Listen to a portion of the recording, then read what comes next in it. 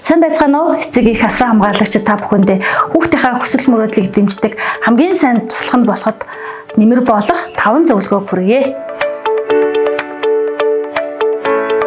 За, нэгдүгээрт нь та хүүхдийнхээ хамгийн сайн сонсогч нь байгаарай. Сонсогч нь гэхлээр юу вэ гэхлээр хүүхдийнхээ яриаг дуустал нь сонсдог байх.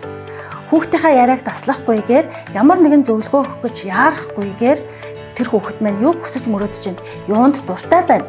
Юунд дургүй байна? Ямар найзуудтай байна? Ямар үедээ найзуудтай болж чадахгүй байна гэдгийг нь та мэдтгүү. Тэгвэл энэ тухай та асуулт тавиад хүүхдээгаа ярьж дуусах хүртэл нь хүлээцтэй сонсож өгөөрэй. Хүүхэд ер нь өөрийгөө сонсох хэн нэгнийг үргэлж хайж яадаг. Тэр хүн нь эцэг их та байгаарай. Та хүүхдээ цаг тухайд нь сонсож чадахгүй бол хүүхэд маань өөрийгөө сонсох өөр хэн нэгнийг ямагт хайж яадаг.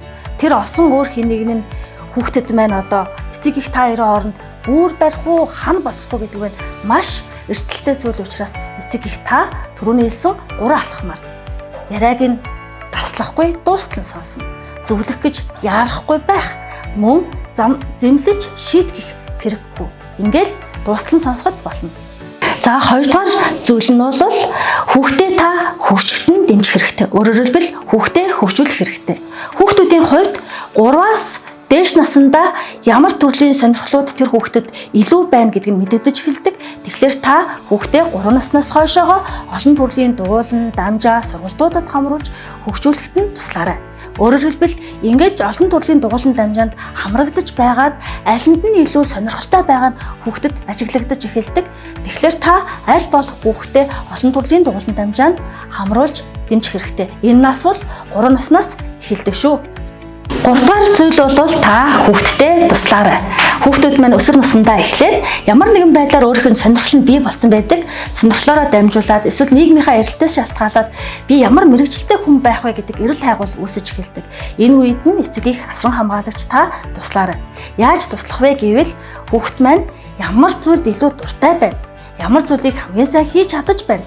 Ирээдүйд нь ямар мэрэгжил хамгийн хэрэлттэй байх тухай хүүхдтэйгээ хамт боловсролын үзэсгэлэн үзэх, боловсролын талын мэдээллүүдийг хамтдаа ярилцаж байгаад шийдэж өгөөрэй.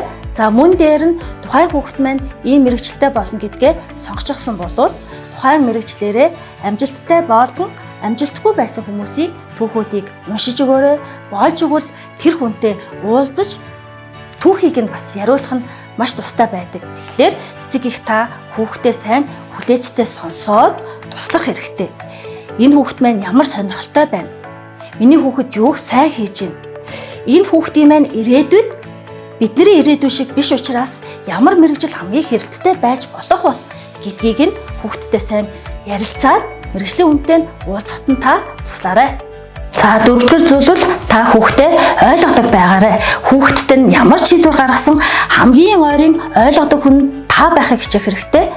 Хүүхдээ сайн ойлгодог байх юм бол хүүхд маань тухайн асуудлыг зөв эсвэл буруу гэх үед нь эргүүлээд эргцүүлж боддог болох юм шүү. Тэгэхээр хамгийн гол нь хүүхдээ үгүй гэж няцаах эсвэл тэг гэж ятгахаасаа илүүтэй яагаад энэ шийдвэрийг гаргасан бэ гэдгийг ойлгохыг хичээдэг ээж аав байгаарай.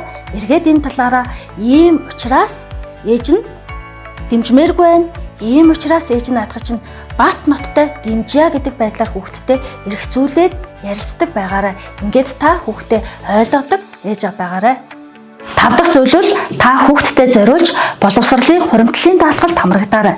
Учир юу вэ гэвэл бидний хүүхдүүд ирээдүйд химэл аюу хаалтантай өрсөлдөж ажиллаж амьдрах учраас хүүхдүүд маань маш олон төрлийн чадварууд шаардлагатай болж байгаа. Түрүүний хэлсэнчлэн хүүхдүүд маань 3 настайгаас эхлээд олон төрлийн сургалтуудад хамрагдаж, хөгжлөн дэмжигдэж, олон төрлийн сонирхол чадваруудтай болох суурь тавигдаж байгаа. Тэгэхээр эцэг их бид маш ухамсартайгаар хандаж хүүхдтэй зориулж тодорхой хэмжээний санхүүгийн хуримтлалтай, санхүүгийн сахилга баттай байх шаардлагатай болоод байгаа. Тэгэхээр эцэг их та бүхэн хүүхдийнхаа боловсролд хөрөнгө оруулалт хийхийн тулд эртнээс эцэг их болно гэдгээ мэдсэн цагаас эхлээд боловсролын хуримтлалын даатгалд хамрагддаг энэ соёлыг өөртөө хөвшүүлээрэй.